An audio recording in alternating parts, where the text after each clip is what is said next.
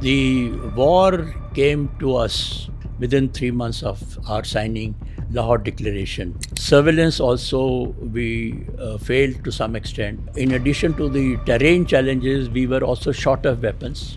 Earlier, we could not get adequate money to buy weapons. We had carried out nuclear tests only about a year ago. So the Western countries particularly, they were not in talking terms to us. Till we captured Tolole, the first objective, which was about 13th or 14th of June 1999. Till that was a tough period for me. If something can be sorted out, resolved diplomatically, I think that is the best thing, because we are also now economically dependent on each other. In the beginning, I think we were trying to concede a lot of ground to them. Lately, we have now shown a tougher position on the ground. Strategically, Ladakh is very important to us. Let's not forget that. Because Ladakh has bordered both with Pakistan as well as China. Deterrence means that if you try to do something, we'll hit you hard. We have that capability. The armed forces are an instrument of the government. Any country which is fighting within will have lesser capability to fight outside.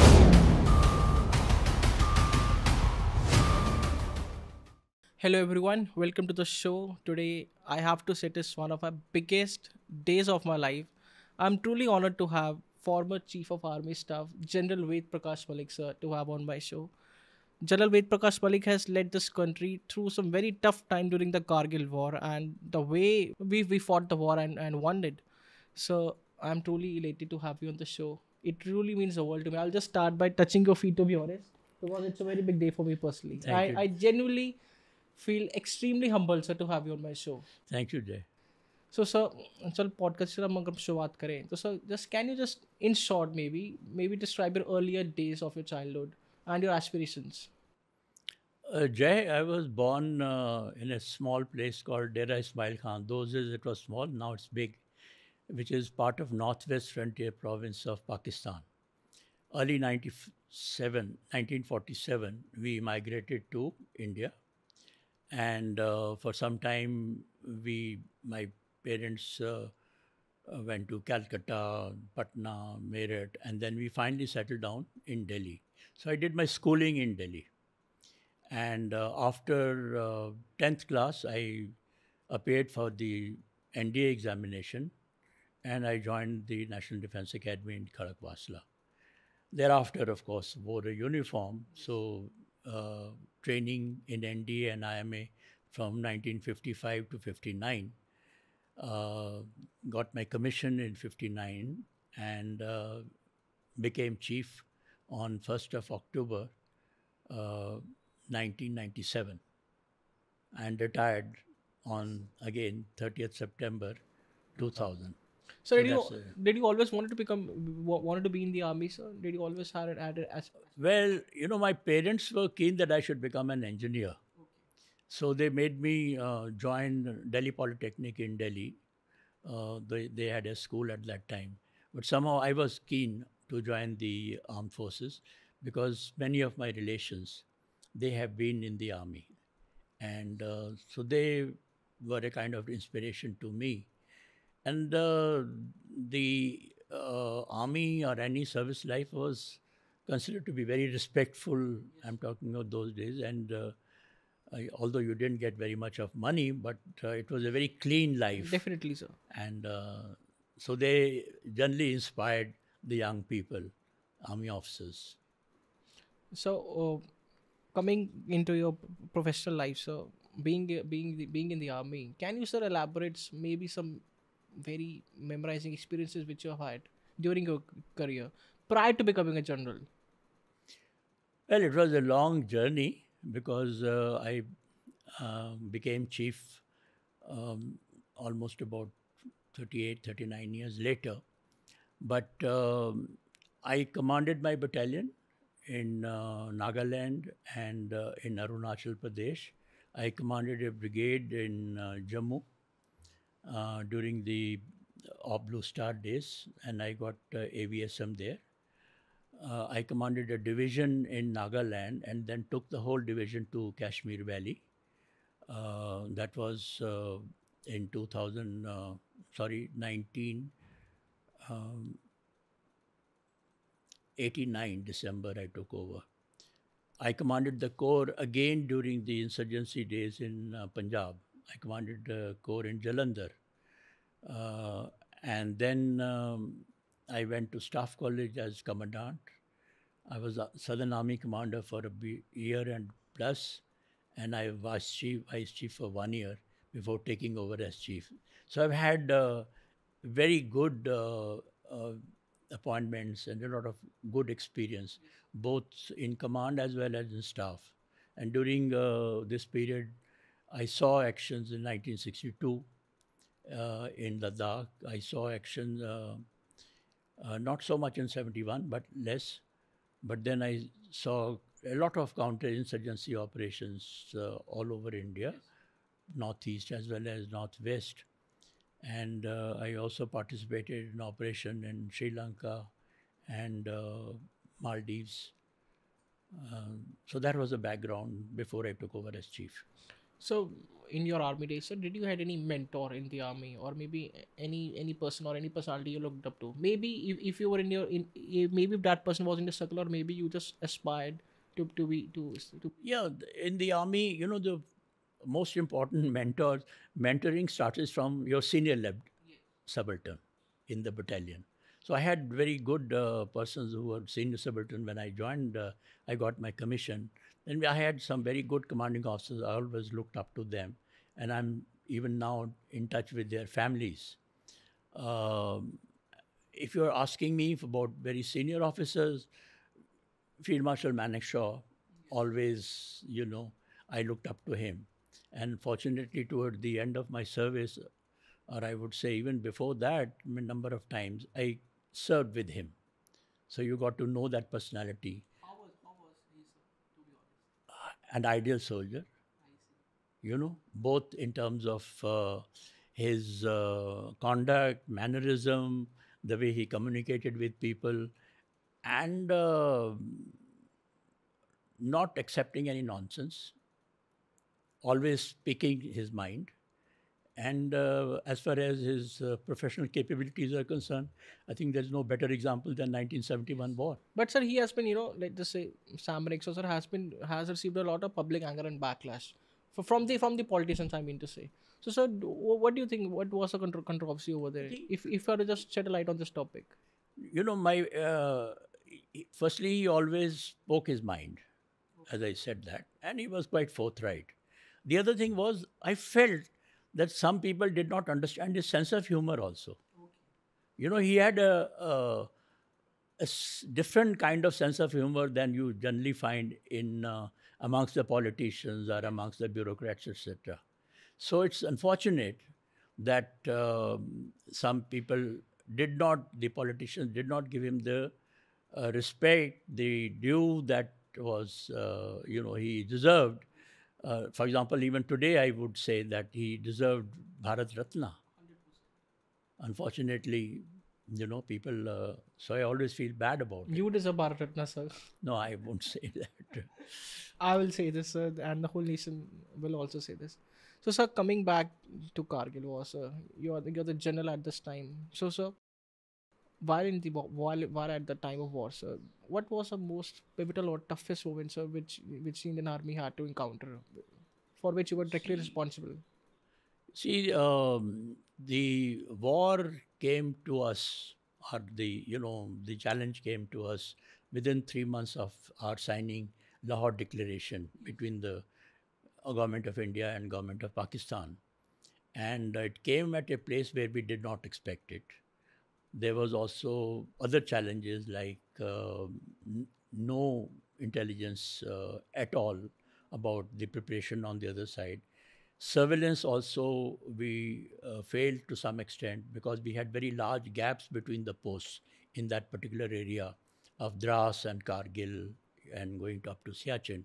The gaps were anything between 9 to 30 kilometers between the two posts.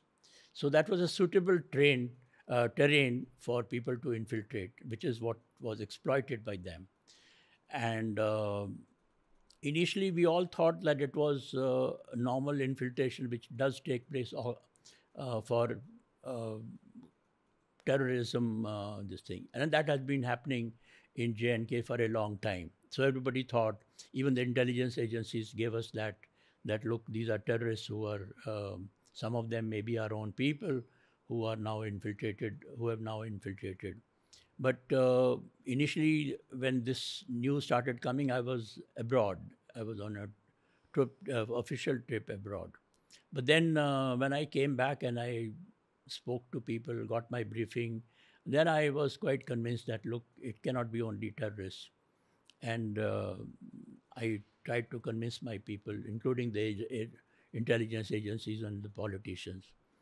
And then the three chiefs, we have a chairman, Chiefs of Staff Committee, and I happened to be the chairman at that time. So I convinced them also. And we presented our plan how to undo what had happened to the Cabinet Committee of Security, I think on 23rd of May 99. And so they accepted that, yes, three of us can work together on a military strategy.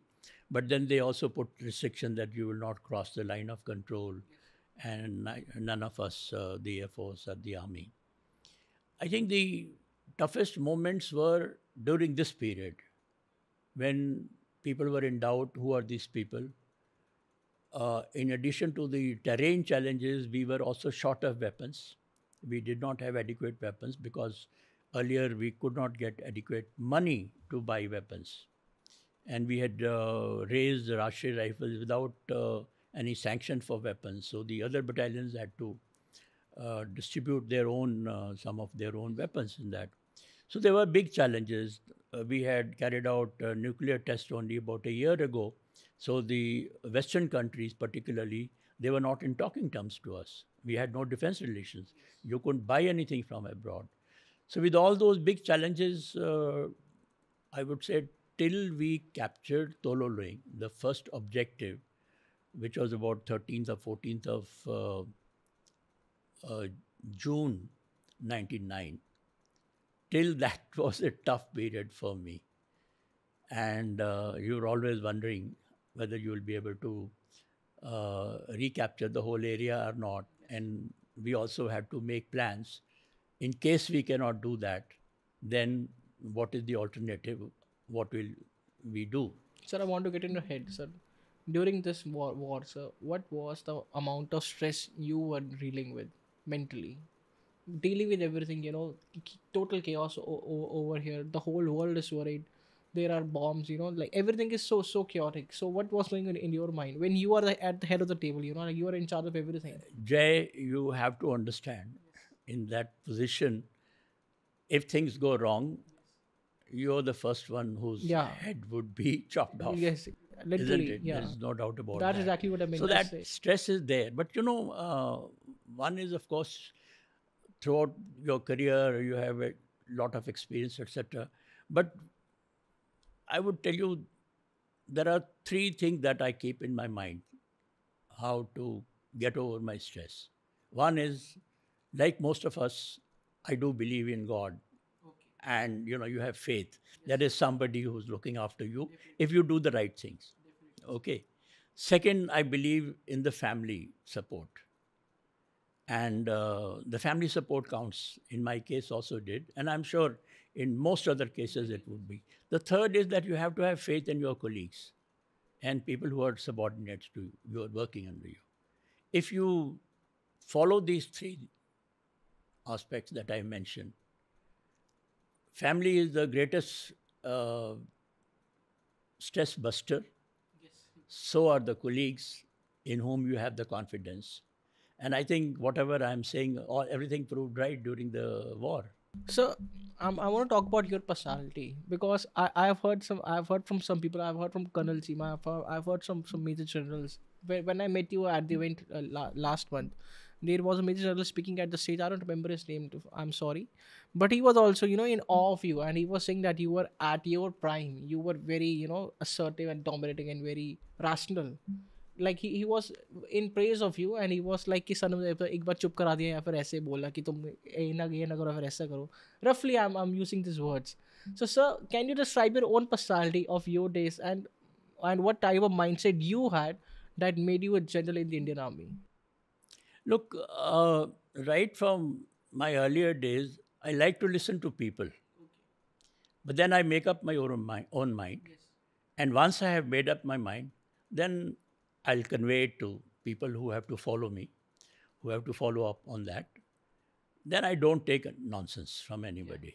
You know, I'm quite strict about it. I have been a strict disciplinarian. I don't take any nonsense as far as the discipline part is concerned, misbehavior, others. I will condone some of these things if the person who has committed it is young, but I won't condone it when they are seniors. Whether it is a question of probity, it's a question of misbehavior, conduct, etc. At the senior level, I have been very strict.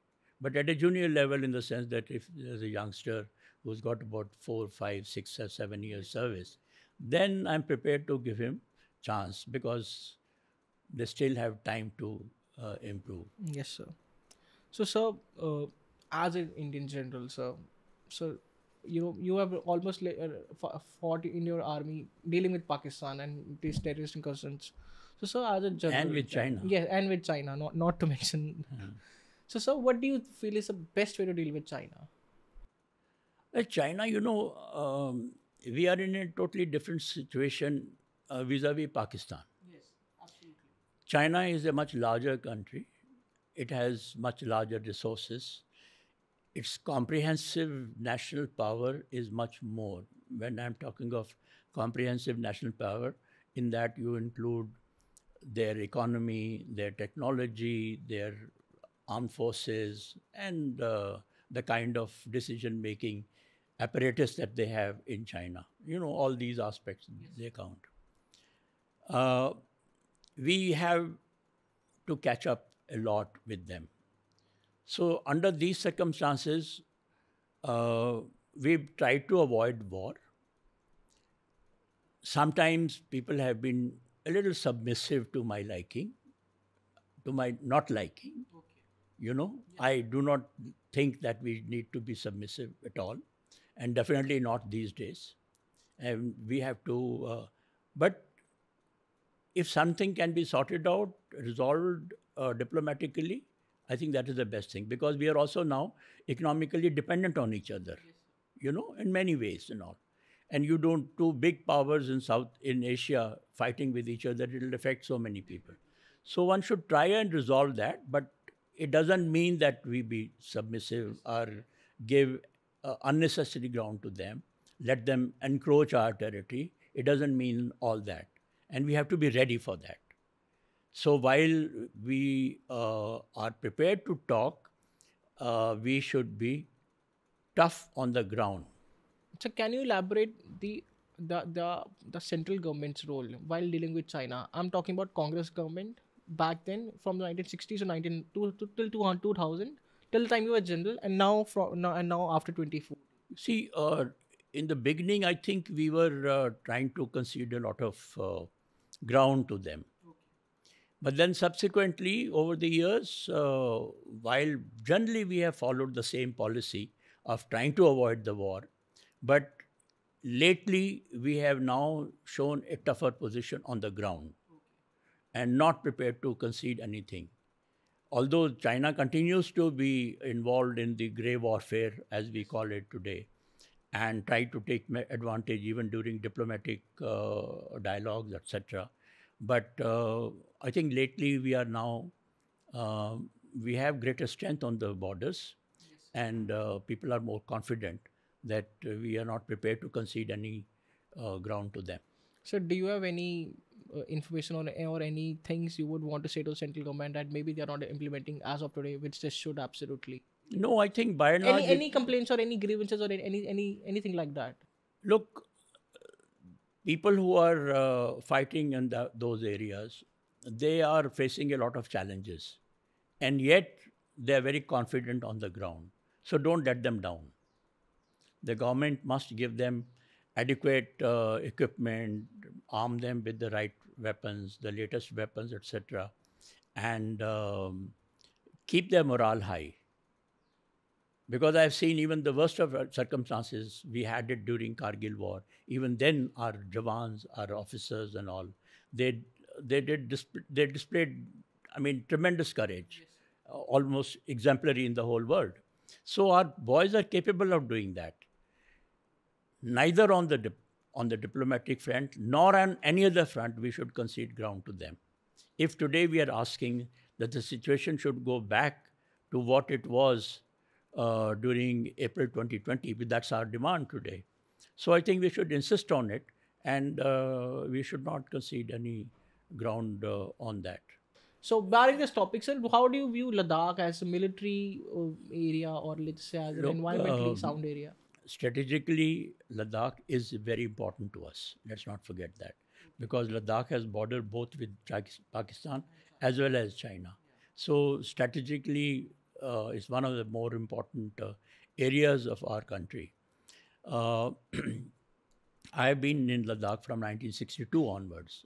You know, I've been frequently going. Even this year, I had gone to Ladakh. People are very simple. The population is very thin. There is a bit of a mix of Muslims as well as Buddhists, all that. They have their own social problems as well as political problems. So I feel that our government should try and resolve whatever their social and political problems are, you know, and not let this escalate to a situation which it creates a law and order. That's not in our this thing. It's a purely political problem. It's not nothing to do with, fortunately, you know, that law and order situation is, it's not military. But from the military point of view, it's a strategically important area, and we have to defend it under all circumstances against Pakistan or China. I see. And so, similarly, talking, if you are to talk about, I can add something more. That till recently we did not have adequate communications to that area. Fortunately, that is now being handled properly, and we are creating many approaches to Ladakh sector or Kargil sector, etc., different roads going through Himachal as well as in J&K, which is a good thing, because unless you have good communication, maneuverability of the armed forces, that gets affected. Besides the economic part of it, economically, of course, very important. It opens up those areas for the other people also, tourism, business, all that. But militarily also is very important. so talking about China, let's talk about Pakistan. A very hectic pain in the ass country for India. So what do you think? Like, how should the Indian Army, conduct its further operations? What should the central government do? How do you assess the whole situation? Look, there's a great change in our national power situation, both in India and Pakistan. Okay. Today, we are far superior. Economically, I think we are about 10 times better off than them. While their graph is still going down, our graph is going up rapidly. And militarily also, we have much greater strength. So, under these circumstances, there is no need for us to take any nonsense from them. And if they misbehave in any manner, whether it is terrorism or any other issue, we need to give it back to them. See, we have that deterrence capability. Deterrence means that if you try to do something, we'll hit you hard. We have that capability. So we should keep that in mind while we are dealing with them, particularly when it comes to the security front, national security front. So we need not worry about Pakistan. We need not worry too much about this thing. The present position, what we have taken diplomatically, politically, we can withstand that. There is no problem. And for them to think that they can be equal to us in every respect and all, I think is not viable for them, whatever they can. So we need not worry too much about Pakistan. But we have to keep it in mind that these people are mischief mongers. They have done it in the past so many times. So we should not be surprised again as we were during 99 Kargil War.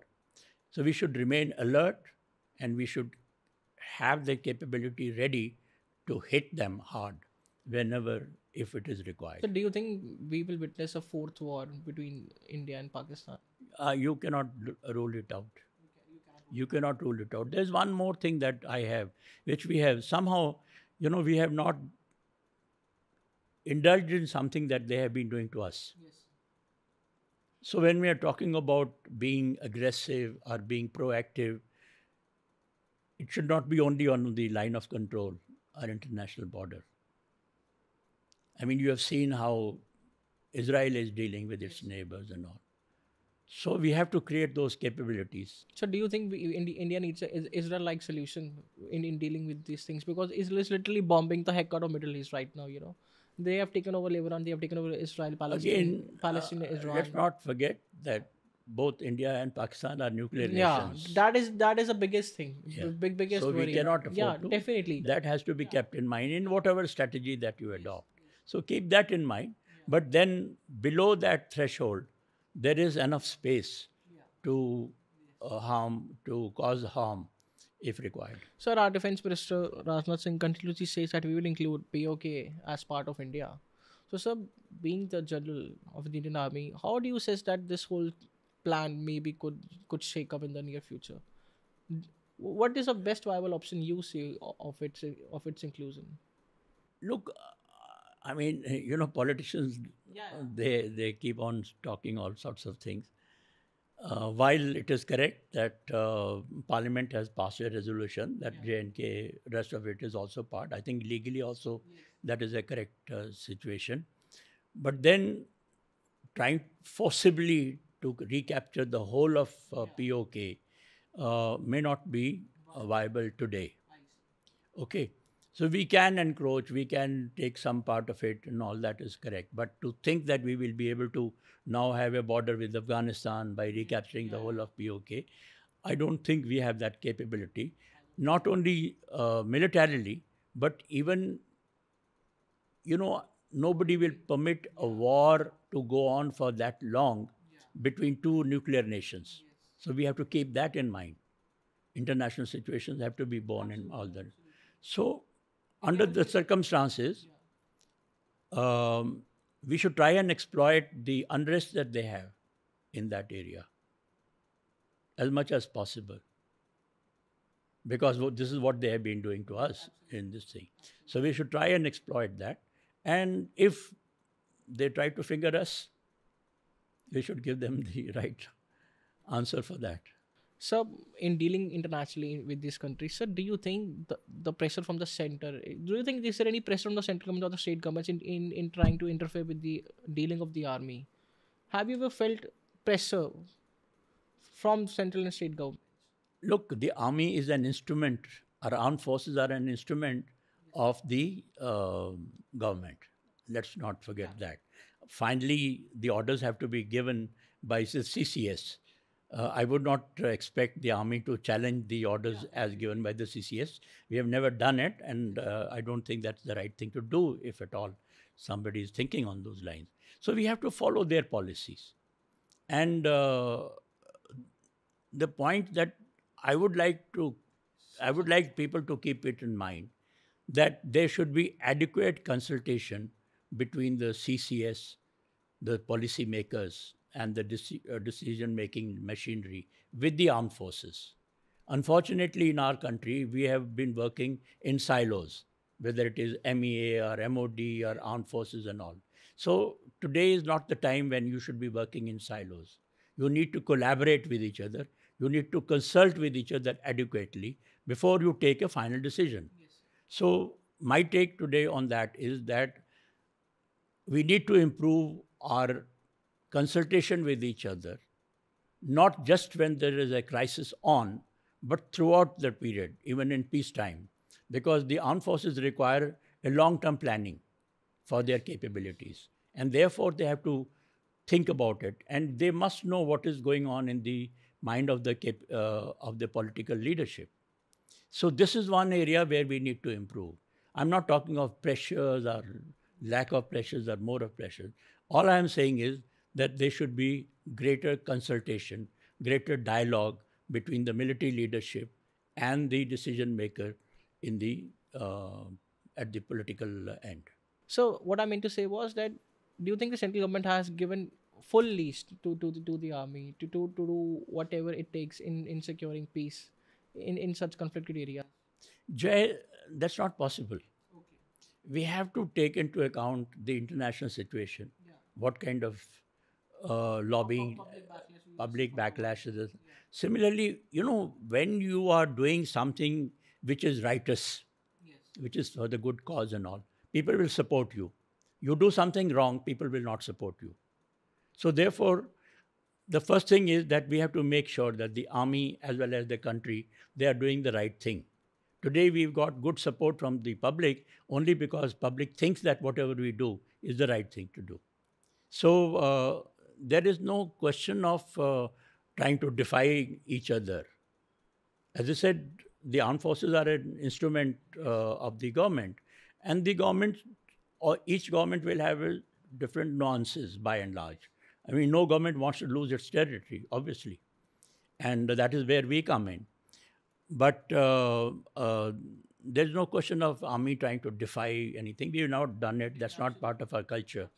And we should continue to follow that policy, not get involved in politics, but yet understand the politics and give the right advice. We are professionals, and we must give the right professional advice to whatever circumstances that we face. And so, what about the situations of Indian states? Like, there is Manipur right now; it's absolutely burning. Bengal is becoming like Kashmir, and even Punjab is facing some turbulent times with the Khalistan uprisings. So, when you see such chaotic instances in such states, as a leader of the army, so how do you think that maybe army should Look, not just as an army man, but as a good citizen, as a citizen. When I find people are fighting with each other, I don't like it, because this has been our bad culture earlier days. We lost ground. We permitted foreigners to come and occupy our country, whether they were Mughals or British and all, because we were fighting within.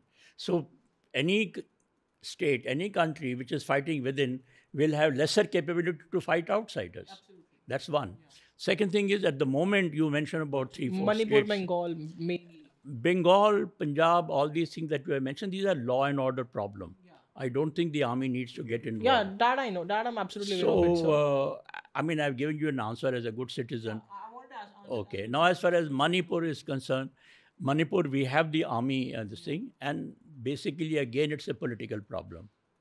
Okay, it's a border state. It's an important state. And there is infiltration taking place of not only people from Myanmar or Bangladesh and others, but there are also weapons, etc., drugs, etc. All that problem is there. Personally, if you ask me, I think president's rule is required, because the unified command today, which is required in such areas, we had it in J&K for a long time, that is not functioning that well. Situation is better. Situation seems to be improving. But yet, if there is this kind of chaos that takes place every few months and all, which is not a desirable thing. And so in case there are any more problems, perhaps we should go for president's rule and have an effective unified command. Yeah, just like we did in J&K, back in 2019, right. Yeah. Oh, we had it even in Punjab and other states. And so what about intelligence? Do you think that our intelligence capabilities of RAW match up with Mossad? Their operations, they are... I don't think our RAW or IB can come anywhere near Mossad. Now, recently they had this problem in Lebanon where you found the pagers bursting or this thing. Now, this particular thing had been planned for years. How they are going to do it. Now, that kind of capability, so therefore there is no match here. We need to improve our RAW. I mean, all I'm saying at the moment, we need to improve. If this is coming from you, it is a very big message. It's their capabilities in the adversary country. They need to be improved. At the moment, we are depending too much on the media inputs, our technological inputs. but the human int is not there adequately. So perhaps on that front, we need to improve much more. I'm not somebody who has worked with RAW or you know that, but that's the overall impression looking at the security situation for last so many years. And so last question, sir, I want to talk about your post-retirement life, your expeditions after retiring from the Indian Army. What has been your life like? Can you just describe in very I have had what should I say, a wonderful life after retirement also. And I got many opportunities, luckily. And I'm always keen on challenges if they come. I never refuse that. And these opportunities, I considered them as good challenges also because one learned so much. So I raised a think tank in Delhi, Observer Research Foundation, on the security side. I was member of the National Security Advisory Board for 2 years. I've been independent director of many multinational companies so far, our advisor. So big companies, large companies. I love to teach people, talk about leadership, and even now I also indulge in a lot of social work. Just yesterday, one of the reasons why I postponed this interview was there is a village school with 3,200 children. And so me and one or two other friends, we had gone there to talk to the teachers, 80 teachers, to motivate them. So motivational talks are not only for the corporate world, but also to places like this, the government schools particularly. So whenever I get that opportunity, I indulge in that. So I feel very satisfied. And so what about your son, Sachin Malik?